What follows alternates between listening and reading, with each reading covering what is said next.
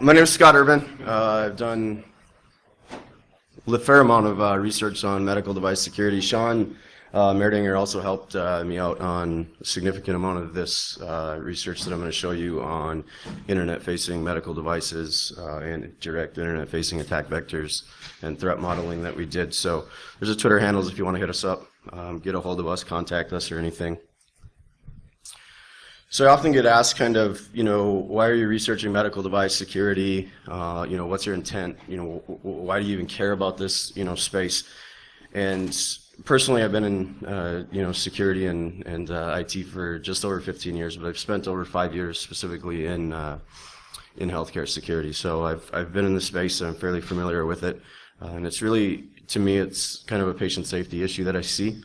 And I also, want to be able to present these risks and also solutions to, defenders at various healthcare organizations to equip them to, protect these types of devices. There's no doubt that all these devices, save countless lives. They do what they're intended to do, but there's kind of some unintended consequences from not building security in that we need to be aware of and get better at. And ultimately, in the end, any organization I've ever worked for as a security professional, I felt that, okay, I could, contribute and protect the organization, hopefully, and it was a little bit rewarding, but I always struggled to find out how could I, directly contribute or affect the organization's, missions or values, those types of things. And when I started to look at medical devices, that's when I really realized I could make a direct impact on that.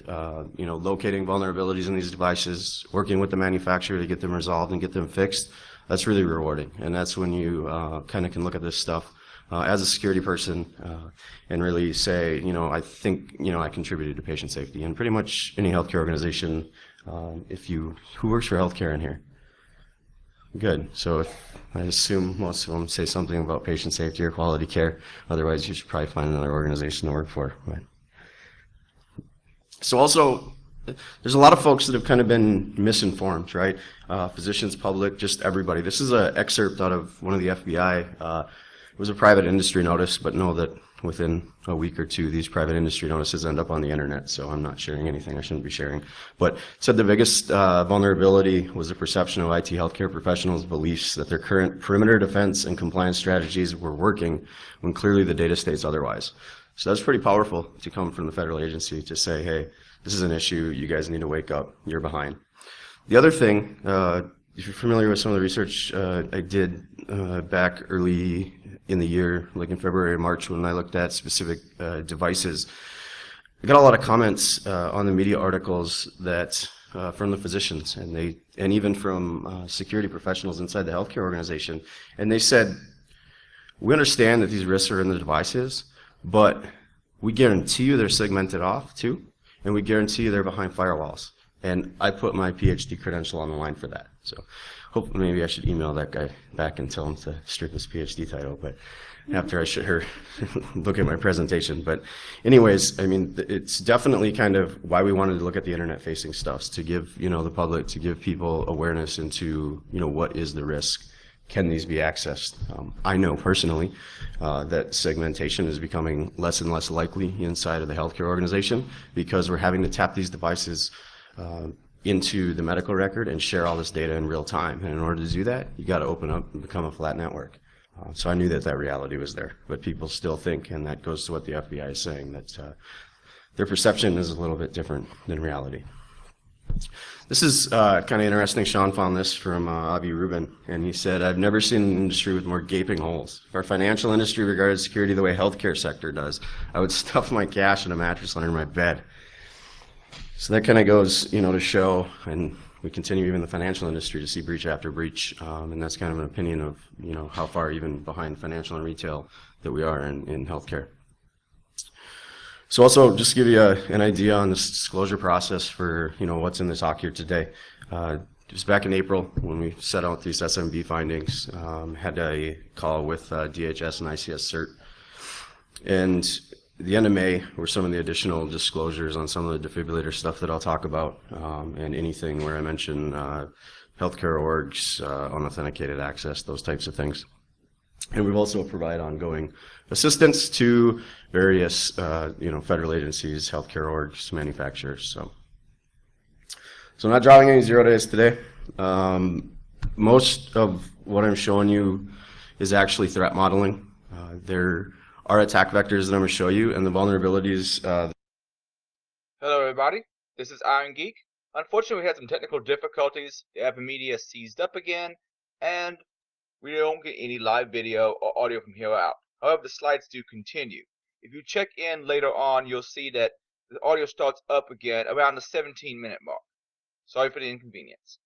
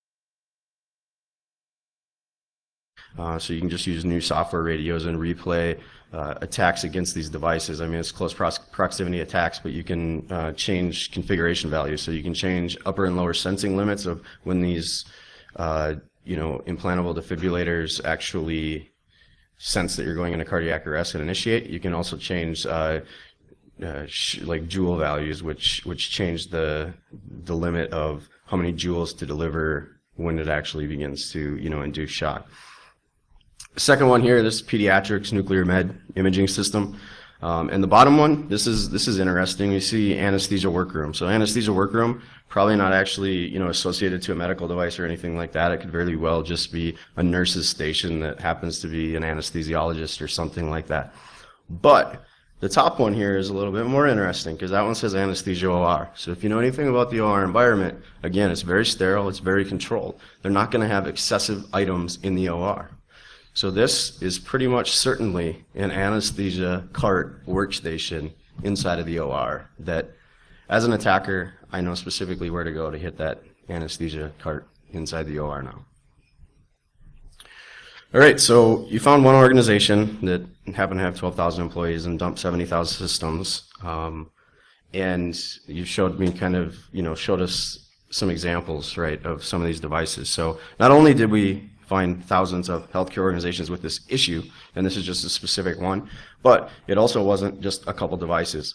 So we took all of the data and we used our favorite data analytics software called Excel, and we dumped it in there, and basically all we did was search finds for various keywords and to take the data to kind of identify. So we did also, inside of just this one organization out of thousands, we found thousands of medical devices and supporting systems. So here's a summary of what we found inside that one organization. So we found 21 systems associated with anesthesiology, 488 associated to cardiology, that's your pacemaker, stuff like that.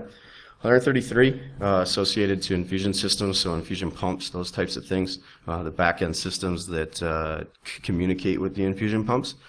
MRI devices, just under 100. Just over 300 PAC systems. PAC systems, again, like I said, that's where all your imaging is stored. So right now, I think this is probably one of the biggest ways, even probably more so than the actual medical record, where we're getting financial gain from the hackers, breaking in and stealing medical identities. Because all of the PAC systems that I've done, while they have authentication and those types of things pretty much locked down inside of the application, every one of the back-end storage systems that they supply that communicates with it, all but one of them that I've assessed doesn't have a password on the back-end storage, or it's a hard-coded service account. So once you log into the application, then it actually does the query over the hard-coded service account, or doesn't use any type of authentication at all, so you can just dump the entire share of radiology images and grab all that patient information. So I think that's probably how a lot of the medical identity theft is coming out. 67 nuke med systems, and ultimately 31 systems associated to pacemaker technology and pacemaker controllers. So what are some attacks, right? So we've got a few. So we'll start with the physical attack. We now know what systems are there. We know the medical devices that they're associated to inside the organization. We also know the specific healthcare organization, and we know what location to go to. In a lot of these examples, we have the floor and we have the office number listed there. We know the physician, so we know their practice. And we also know if it has a lockout exemption. So we can walk into that facility, we can go to the second floor, office 101, Dr. Johnson, we know they're a radiologist and they're going to probably have a reading workstation and connectivity to these back-end systems, and we know it has a lockout exemption. So I just very targeted as a physical attack, walk in there, sit down on that system. I can also then just go directly at the medical devices I'm interested in. Not noisy. Phishing attack, something similar. We have the same type of information now. We know the host name of all the devices and what they're associated with. So potentially, all you need to do now is just create a custom payload to execute. So instead of planting to that system and then going out and scanning and being noisy on the entire environment, we could be very strategic in an attack, right? So an attacker could now go in and say, oh, I just want to go after these specific host names because they're associated to the CT scanners or the pacemaker controllers. I don't need to mess with the noise on going after anything else anymore. So out of those 70,000 systems, I'm only going to go at 36 of them. Pivot attack. This one's a direct attack vector that we found. And this is where, the MS08067 is there. And oh yay, MS08067 just happens to be, remote code execution. It also happens to run default SMB port. So we know SMB is open on this backend network completely. We know it has anonymous read from Active Directory because it's pulling in all that information from their Active Directory infrastructure. We can deploy that, and then we can pivot, and we can create custom payloads to directly, scan and attack the internal medical devices and systems that we're interested in. So it's not good. Now, this is positive news before I get to more world's going to end stuff. And please know, like I said, there's definite risks here, but the bottom line, they save a lot of lives. So it's important to understand that too. But this was a really big win on this SMB stuff. So we did disclose it and coordinate that with DHS and ICS CERT.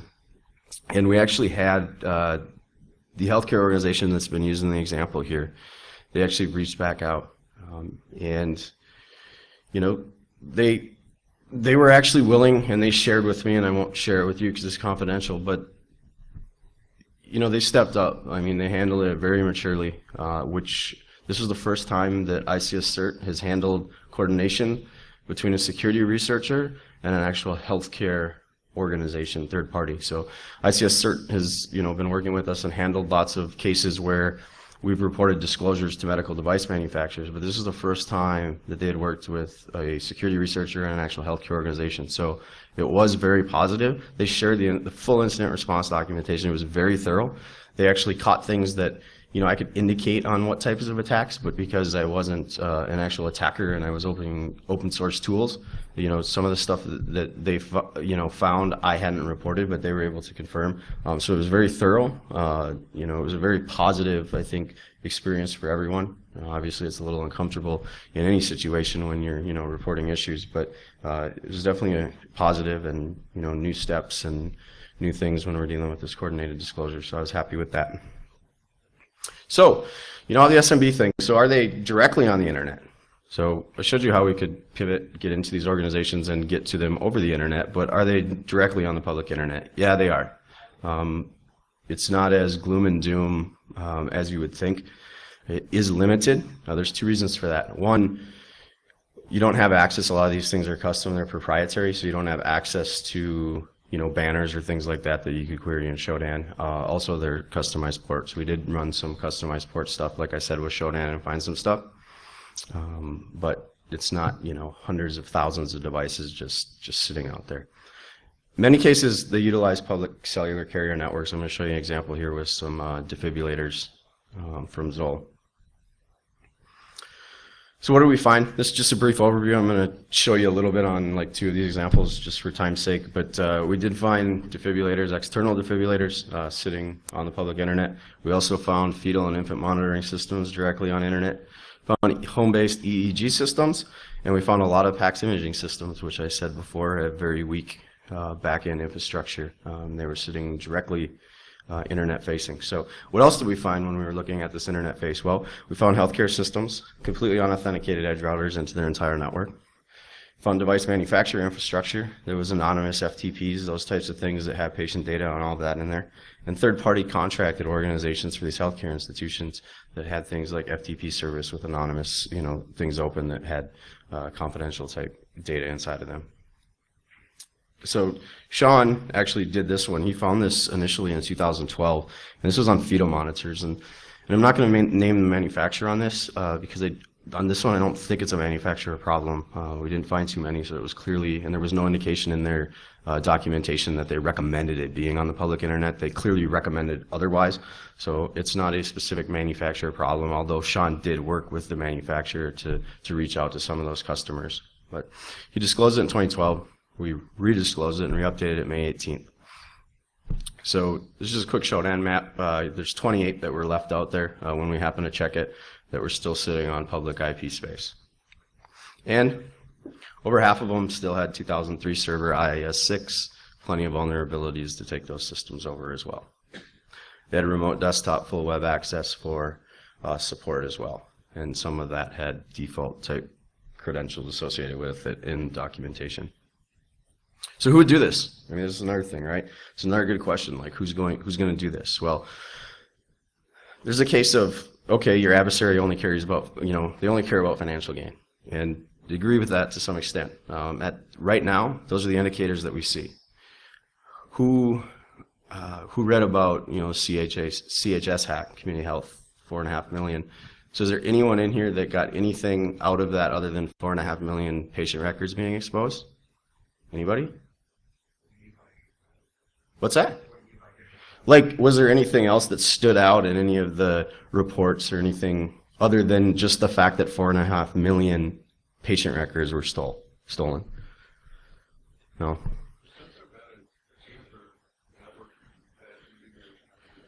I think there was something on that. But to me, so most people, they read it and they're like, oh yeah, 4.5 million patient records. I read it and I'm like, I don't care. I replaced my credit card 3 times this year because of breaches. So, but what was interesting to me and what I caught on to in that, and what got my attention was they actually came out in the reports and in the FBI reports and they said they were also specifically targeting medical device information and IP rights. So I caught on to that right away. So if you know anything about medtech, and then also these were, trace back to like everything Chinese, APT groups.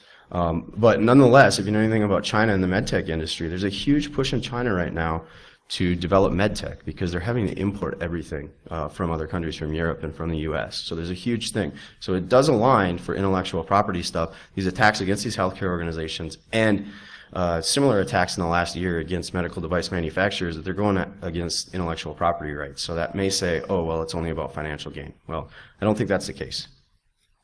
The other one was, I got an email on one of the articles that came out from some guy, and I think he sent me probably 100 emails back and forth trying to tell me that they all live in caves and they're never going to figure it out, and you're telling them how to break into, the network. Completely ignorant. I think he worded it that, those schleps live in caves. I mean, it was something just completely outrageous, but they're not the only ones, and they are a little bit more technically adept than that. So who should we worry about? I think we have terrorist extremist groups. We get more technically adept. We get into ISIS cases, those types of folks. Nation-state sponsored attacks. That's who we need to look at. Patients themselves. This was an awesome one. So Sean found this and he actually emailed me. And this is from Austria. And there was 2 patients that were gunshot wound victims. And so they were brought into the ER and they were given and hooked up to an infusion pump with morphine drip. Well, it was a PCA module, so it's kind of self-controlled. I mean, it has upper limits, so they can only give so much so often, but it was a self-controlled thing, and they were telling the clinical staff, hey, it's not taking the pain away. So what did they decide to do? Well, they decided, hey, I'm going to go on the internet. I'm going to look up the service documentation. They found the service documentation. They found the default hard-coded credentials. They broke into the devices and changed the upper limits on their infusion pumps.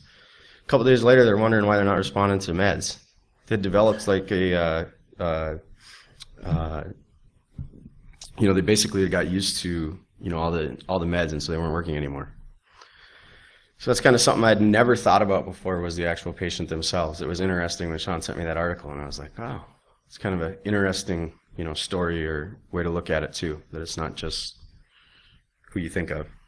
Combined attack is probably the greatest risk. Between that and financial value and the financial attacks, that's kind of my opinion of why we've seen the FBI get involved. They released 2 advisories in April. The FBI hasn't had anything to do with putting out advisories on medical devices. It's been FDA and then DHS ICS cert, but now FBI is very heavy into this space. They're very interested in it, and I think it's that those financial crimes and then also this combined attack model. So Ed actually spoke here, and Ed runs CyberCity with CounterHack, and CyberCity has all of the critical infrastructure set up, right? So it's got all of the players in there. It's got the power plant. It's got the healthcare system. And another thing that I didn't put in the slide, but last week it came across an article that Ed had commented on specifically about cybersecurity, and Ed's comment was something to the effect that we had to harden our healthcare environment in CyberCity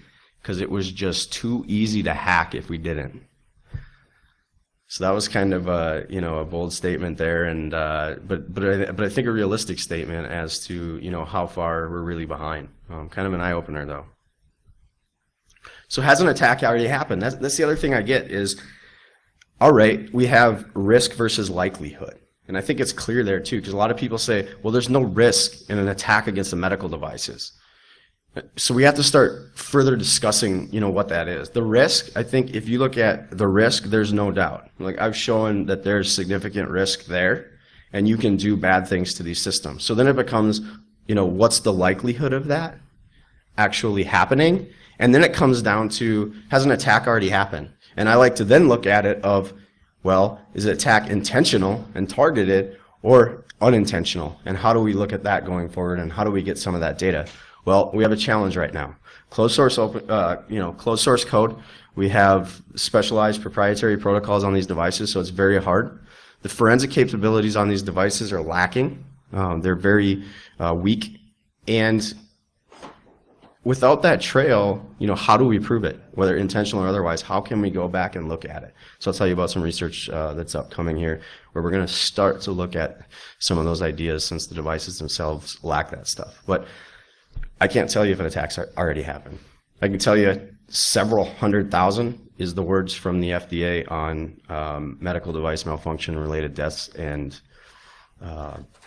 adverse patient events every year that get lumped into a general bucket of device malfunction that can't be adjudicated for a clinical cause of death. So unintentional, I think there's some stuff there. Interference. Yeah, I got it. What? I'll get into it. I can talk to you, but for the most part, they don't. And by default, a lot of them are set not to, or they have very minimal stuff. I'll show you, some examples here. So why did we get there? Well, HIPAA, I think, for everyone in healthcare, I'm sure if anyone is in healthcare and on the security program, a big driver and why we have these security programs is solely from HIPAA. And anytime we write HIPAA in our budget request, it's going to get approved. So it's kind of forced us into this checkbox security, and it's very, over the last, 5 to 10 years, we see that it's very compliance and information assurance driven, and it's going down and checking those boxes and writing those policies to meet HIPAA guidelines. It's not really looking at it from an adversarial resilience type testing. So what caused, why are we there with the manufacturers? Same kind of thing. They hadn't designed for adversarial threats. Same what we see in the auto sector, those types of things. They're just starting to build out their information security teams. So the largest manufacturers, Philips, GE, Siemens, they're just starting to get, executives in this space to kind of handle true information security threats, not, just compliance and information assurance. They've been focused on regulatory and 510Ks and pre-market submission approval requirements for the FDA too. And they haven't fully embraced, partnering with security researcher community. We're getting much better. We're starting to build those relationships. The larger organizations, there's a few actually smaller organizations that are doing a really good job. But for the most part, anytime we come into this, it's tough to coordinate that disclosure. It's ups and downs, and you have to navigate it.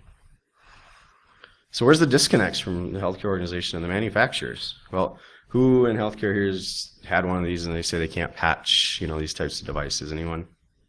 Yeah. So you get that a lot. It's a bunch of baloney. The FDA's come out for years now. Here's a link to the document. It's on the FDA's website. There's a cybersecurity clause that allows you to patch these types of devices. There's very few cases where this is a valid exemption. Some of the implantables they do because there is a direct, patient care issue that they have to go back to resubmission. But 99% of your medical devices, it's not the case.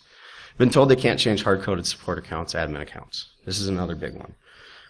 You can, but it goes to this next point of biomed and IS and information security integration. We don't see that. Who here has biomed and IS integrated in their organization? 95% of healthcare organizations don't have it. Some of the larger ones are just starting to do it because they're realizing the value that biomedical devices are now connected and they need to be part of IS and looking at information security controls. But right now, information security reports an issue on a medical device to the biomed tech. The biomed tech gets a hold of their engineering support contract at the manufacturer and says, we have a hard-coded credential you need to change. to which it goes to the manufacturer, the engineering and support side's manager, and says, whoa, that's how we get into all our customers. We can't change that. Tell them we can't change it. So then it comes back as, kind of an unofficial response from that organization to the biomed tech, back to information security, who says, hey, we can't change it, who just happens to accept that it can't be changed. All along, the information security people don't know the information security contacts at the manufacturer. So who here knows the information security contacts over at Philips or GE? You got one person. So it's very important to establish those relationships, know who those folks are. We are working on disclosure with a few of them. I'll actually share you some work that I did with Philips here later. So how do you get from keeping hacked? This is a big question. This is the way to do it. Go to the dive bar, get out of Wi-Fi range. This is a guy that's got an infusion pump, and he was sitting at the bar, but out of Wi-Fi range. There's no way I can hack that system because it's not on Wi-Fi. I can't push drug libraries to it. I can't do anything. But the smoking and the drinking and the infusing might get to him first. So had to drive around the block a couple times to get a good one. I just couldn't believe this guy. That is my picture. I didn't just randomly find that on the internet. Yeah, see, Minnesota. I'm from Minnesota. So solutions and recommendations, what can you do? Well, attack surface reduction, that's a big one. Use tools like Shodan and the API, Use tools like Metasploit or Core Impact or something like that and actually take a look at it. Shodan's not, just because I found this using Shodan, don't do Shodan and say, oh yeah, I did a pen test. We're okay, because it only does limited services, right? So you really have to look at that type of stuff and look at it from an adversarial resilience or a red team type approach. We need internal programs in healthcare that are focused on med device security, working with biomed, integrated with biomed. Vendor selection process, procurement process is huge. And really how to build that to the board level is showing that you are, when you fix these things, you're affecting patient safety, affecting your mission and values for the organization. MDS-2 forms, these are forms that vendors fill out and typically do attestation, so they're, for the most part, I could probably do a whole nother presentation on, hey, this is the MDS-2 form that they filled out, and this is a lie, this is a lie, this is a lie, this is a lie, this is a lie. It's just going through the motions. But if you incorporate those into contracting or procurement, you're gonna have a little bit more success. Incorporate indemnification clauses into the contracts for vulnerability remediation. You already in your contracting process, everyone thinks this is so difficult. You already in the contracting process have somewhere as a healthcare organization that says, we're gonna test this on Citrix because we're so thin client. And you actually take that product in and you thoroughly test it on Citrix and thoroughly test it on every single thin client model that you have. But all you ask is it secure? And they give you some little vendor documentation and you accept it. You don't go through the motions, just spend the time. But you spend the time to make sure it runs on VMware, make sure it runs on Citrix, and your other groups are doing all that. So it's not a new process. You already have the process. Just add something more for a security check and actually make it a check, not a checkbox. All right, so here's some defibrillator stuff. So Zoll-X series, this top one, these Zoll defibrillators, they are external defibrillators. They are used in ambulances, and they also have a 12 lead monitoring on a patient, and they're also connected, as you can see here. This is the Verizon. They use Verizon or AT&T cellular public networks to transmit all that data to the emergency department prior to that patient being presented or brought in. So these are the defibs, and this web interface is most likely the actual receiving type system. So you get here, you can see these are web servers that sit here. So you get to the web server, oh man, you need a certificate. Oh, there's your root certificates right on the home page. It's awesome. Well, they also are the first defibrillator to market with integrated wireless and Bluetooth by design. Like I said, they use the wireless and the Bluetooth, for an application on the physician's iPhone, and then they also use the Bluetooth for printing that out in the actual ambulance. And then they use the cellular connectivity and adapter to transmit that to the ED.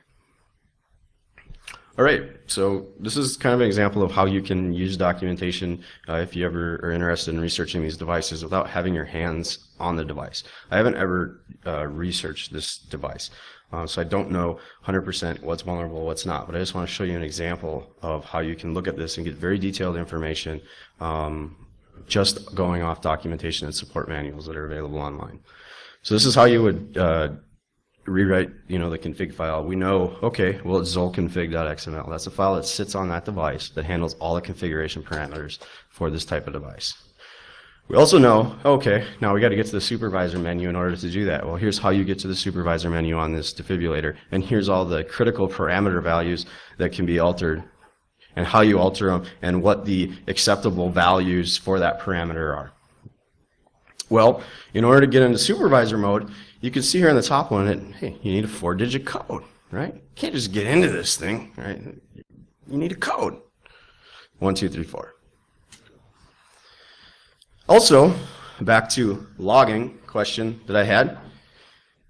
Default value is that just user confirmation that you want to clear the logs. You just say, yep, I want to clear them, boom, they're gone.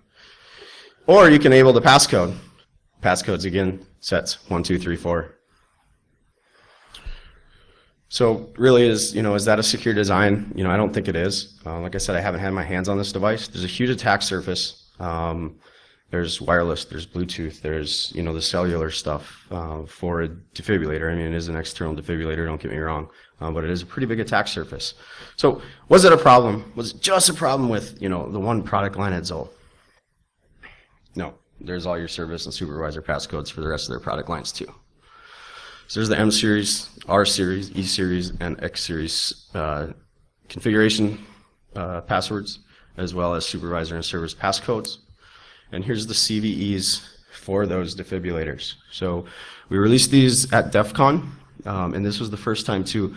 Been working with CVE for a while now to get a process in place to track medical device specific vulnerabilities, so that we can get them out, responsibly, but still get them out to the public where they have enough useful information and aren't stripped out information.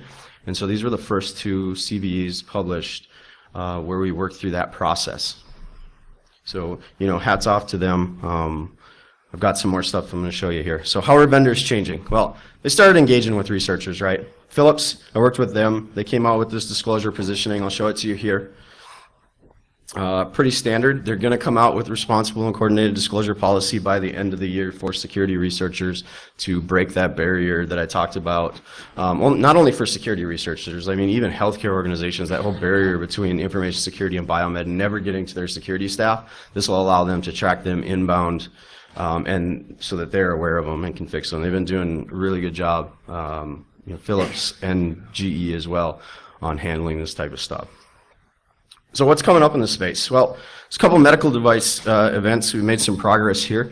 The FDA is actually holding this first ever medical device workshop October 21st and 22nd, so I'll be attending that. And then IEEE and NSF and the Cybersecurity Policy and Research Institute over at George Washington are holding a secure building code for medical devices in November, and I'll be going to that as well. If any of you are with cavalry or things like that, I posted to the cavalry Google group last night some sample code type things that we're looking for that workshop. So if you get on there and have any feedback, just get it back to me and I'll make sure to bring it back to these groups. But we're making some progress. These vendors are doing good. So what's my upcoming research that I'm going to be presenting on over the next year? Well, I've teamed up again and we're looking at medical device honeypots. This is going to be awesome. So we want to start gathering some data on the intentional versus unintentional stuff.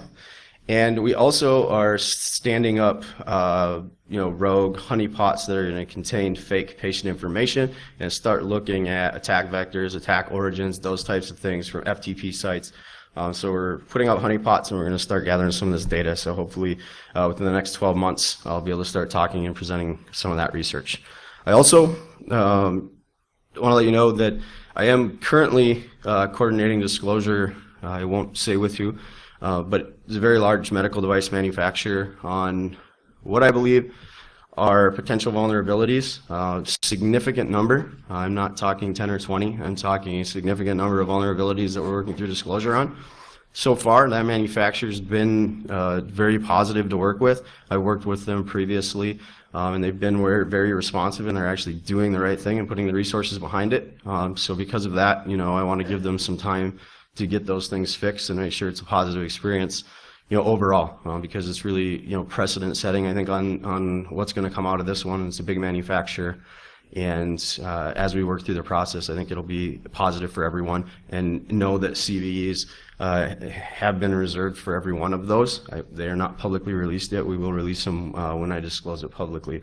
But those will be coming out too. So we'll get a little bit more comfort and familiarity behind putting these medical device vulnerabilities through, CVE, OSVDV, those types of things. So digital and mobile health device application research, that's some other stuff that I'm working on in the space. And big thanks to these guys. These top folks, they're either inspiration to me or they've helped us with our research. And, thanks to the various agencies that we've worked to, they've been great so far. I can't say, nothing negative about any of them. Specifically on here, thanks to Phillips working with me, working through this disclosure policy. I went in pro bono, so there's not a conflict. I'm not paid to be up here telling you anything about Phillips, but they did offer to work through that. So I think that's a big win for us overall. And there's our contact info if you need anything. Any questions? None at all. Nobody? All right. Well, I'll jump up here if you want to come up and talk to me. If you're in healthcare, I'd definitely love to talk to you. Otherwise, I'll be out in the hall. Thanks a lot.